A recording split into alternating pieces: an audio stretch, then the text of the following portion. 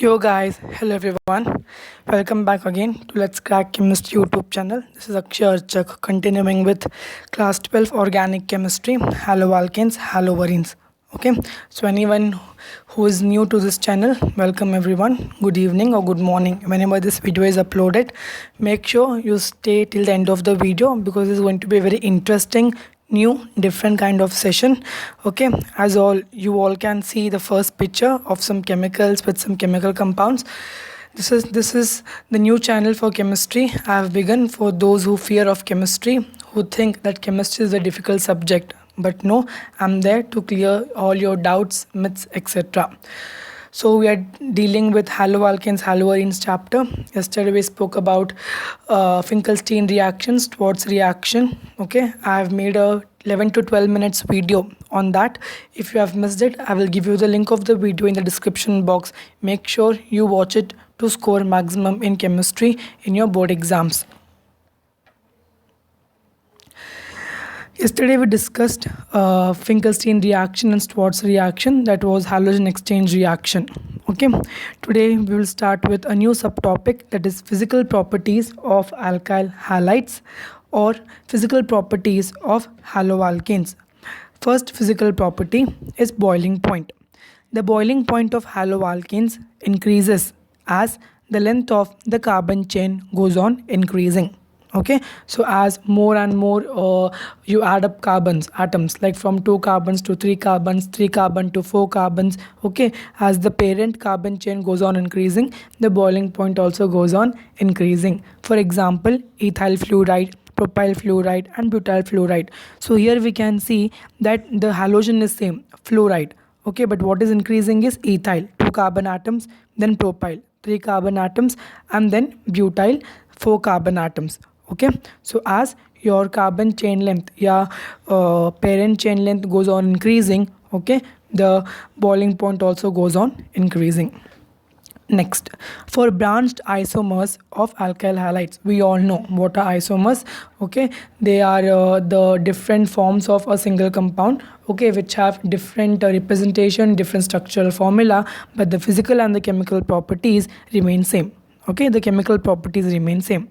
So for branched isomers of alkyl halides, if the branching of the parent carbon chain is more, lower will be the surface area and the boiling point of the haloalkanes also decreases. So more is the branching, okay, lesser will be the surface area, and surface area is directly proportional to the boiling point. So if surface area is less, the boiling point will also be less.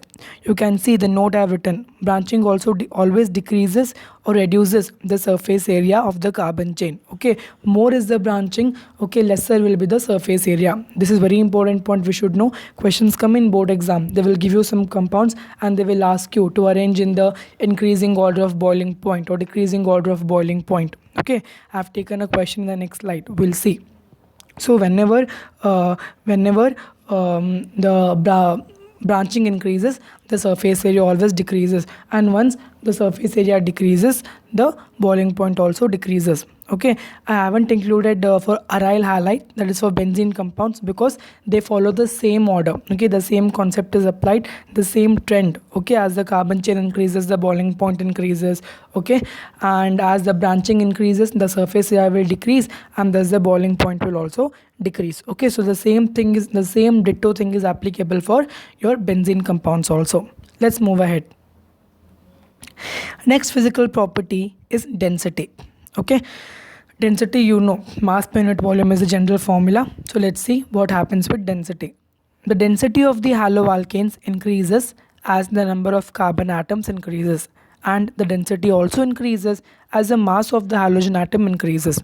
Okay, so for example, you can see here ethyl iodide, ethyl chloride, ethyl bromide. Okay, in the increasing order of density, it would be ethyl chloride, ethyl bromide. In the decreasing order, it would be ethyl chloride, ethyl bromide, and ethyl fluoride.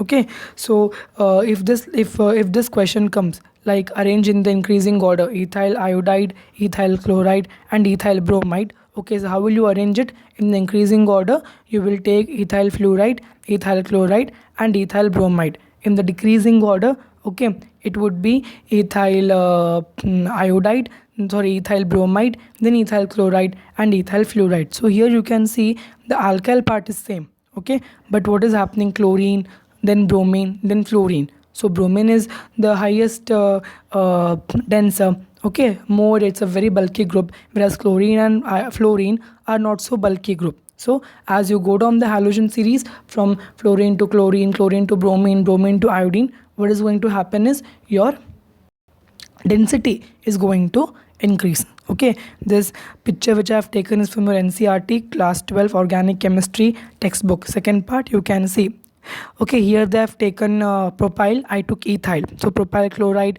propyl bromide, propyl iodide. So you can see density for propyl chloride, it is 0.89, for propyl bromide it is 1.335, and for propyl iodide it is 1.747. So you can see the alkyl part is same, the alkyl part is same, but what is changing? Chlorine, bromine, iodine, right? So the density is going on increasing from 0.8 to 1.3 and 1.7. Okay, so whenever your halogen atom changes, your density will change. Next, solubility. Okay, now what is solubility? Means the amount of solute which can be dissolved in a solvent at a given room temperature pressure is called solubility. The haloalkanes are sparingly soluble, they are the least soluble in water due to the absence of intermolecular hydrogen bonding. Okay, inter or intra, whatever you can say, they don't possess hydrogen bonding, or they don't have the capacity to break the hydrogen bond between your hydrogen and oxygen in water, and they cannot form bond with water. So this is a common question ki why are alkyl halides not soluble in water? Because they don't have inter and intramolecular hydrogen bonding. However, alkyl halides are soluble in organic solvents like benzene, alcohols, carboxylic acids. Not only these, you can say esters, any other organic solvent, but not in water because they don't have hydrogen bonding.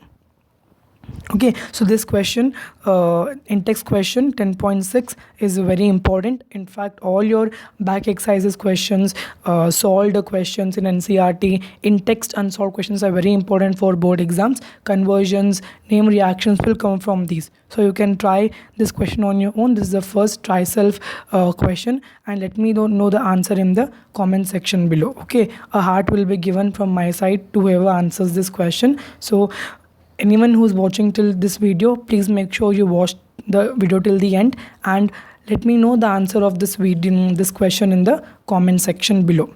Okay, let's move forward. Next, we have reactions of haloalkanes or alkyl halides. Till now we saw, okay, what are the classification, how do you name, or preparation from alcohols. Now we'll see how reactive, okay, how active are these haloalkanes. Are they very active? Are they very lazy? Okay, let's see what is their chemical reactivity. And guys, before moving further, make sure yaar like kar do, subscribe kar do, and share your knowledge or share this video with everyone. It may be helpful. Okay, and let me know in the comment section below how useful was this video to you. We'll move forward now. Next, the first there are three types of reactions of haloalkanes. First is nucleophilic substitution reaction. Second one is elimination reaction. Okay, and the third one is reaction with metals. So let's see the first one, nucleophilic substitution reaction. What is a nucleophile? Okay, any element or compound having excess of electrons, surplus of electrons, extra electrons, okay, and it is in a state that that particular element or a compound can donate electrons to someone is called as nucleophile. Okay, so this is called as a nucleophilic substitution reaction. So let's see what is a nucleophilic substitution reaction. The reaction taking place when a halogen atom is attacked and replaced by a nucleophile is called as a nucleophilic substitution reaction. So you can see in this picture, again I've taken it from the NCERT. Okay, there's a nucleophile, we are taking any alkyl carbon halogen bond. Okay, I have discussed the nature of carbon halogen bond in my previous video. If you have missed it, please go and watch it, or else I will give you the link of the video in the description box below. But make sure guys you watch it, it's very important for your board exams. So we take a nucleophile.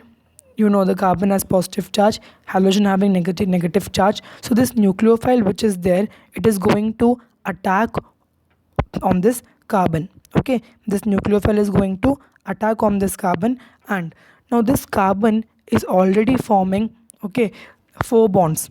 You can see 4 bonds are marked, out of which one is the one with the halogen. So the moment this nucleophile attacks, okay, carbon cannot make 5 bonds. So what will happen, this halogen atom, it can be chlorine or bromine, it will come out as the halide ion, and this nucleophile will go and take its place. Just like substitution, or this one we have in football matches, right? Okay, one player substitutes the other, the same way. Okay, this halogen will come out and this nucleophile will go and take its place. Now there are 2 ways for this nucleophile to attack: the front attack and the back attack. Okay, on this we have the classification of nucleophilic substitution reactions, that is your SN1 unimolecular substitution nucleophilic reaction and SN2 bimolecular nucleophilic substitution reaction, which we'll see in our next episode.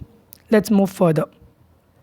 Next, this is very important table from this chapter. Questions come from this. You should know what nucleophile attacks to carbon and what type of product is formed. If we take reagent as NaOH, or you can take KOH, the nucleophile is OH. Okay, so what is going to happen is the halide ion, as I've told in the previous slide. Okay, so suppose there is OH here. Okay, so this halide ion will come out. Okay, and what is going to happen, this OH will go to the halogen's place, and you're going to get a alcohol. Similarly, if you have water, again water splits up as H plus and OH minus. So when the OH minus attacks, the halogen comes out and again forms alcohol. Same way, this all you can see. The next important is KCN and AgCN. Okay, these are actually ambidentate ligands, ambidentate nucleophiles. We'll be discussing what are they in the next class. So KCN is ionic compound, you can see. Okay, C triple bond N. So again your C triple bond CN attacks, the cyanide attacks on the halogen atom, the halogen atom comes out, you get RCN. It is called as nitrile or isocyanide.